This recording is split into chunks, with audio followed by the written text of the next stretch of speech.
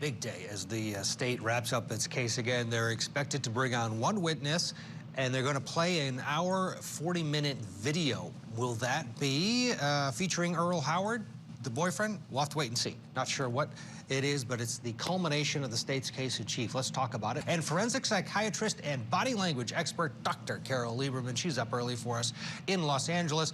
Carole, the big question this morning, Nikki Sue, can she save herself? Because let's face it, the evidence is mounting against her. What kind of a person generally does it take to get up and tell a story that's believable to a jury? It's a very nerve-wracking environment, and your life is on the line.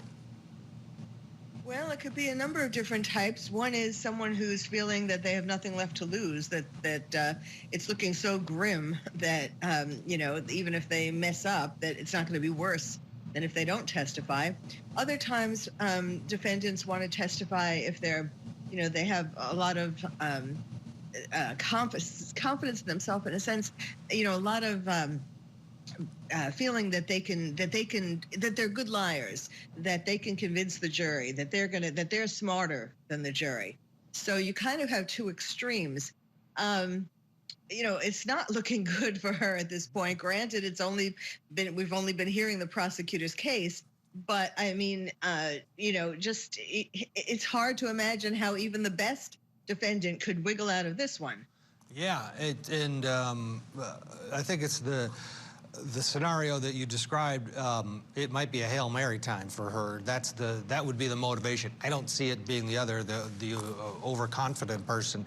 Of all the bits and tidbits of evidence and the very, you know, the movements that they were able to, that one, she calls to figure out funeral homes, or she, you know, she researches funeral homes right before he's dead. That is bad. Carole, back in the interview that police had with Nikki Sue, at one point she gets so frustrated because it's happening now. They're figuring this out. She grabs the confession from the top page of the detective's notebook there and tries to rip it up.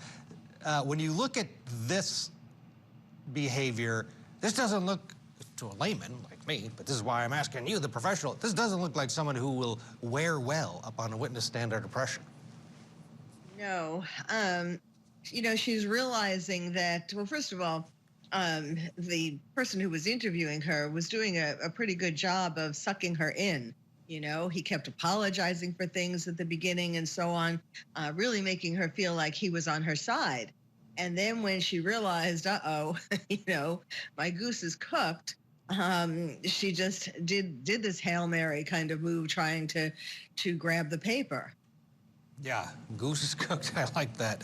And we'll see. We'll see it all play out this morning. Again, they're expected to get up and running in North Dakota at the top of next hour, 10 o'clock Eastern time. And we'll get you in as soon as the testimony begins.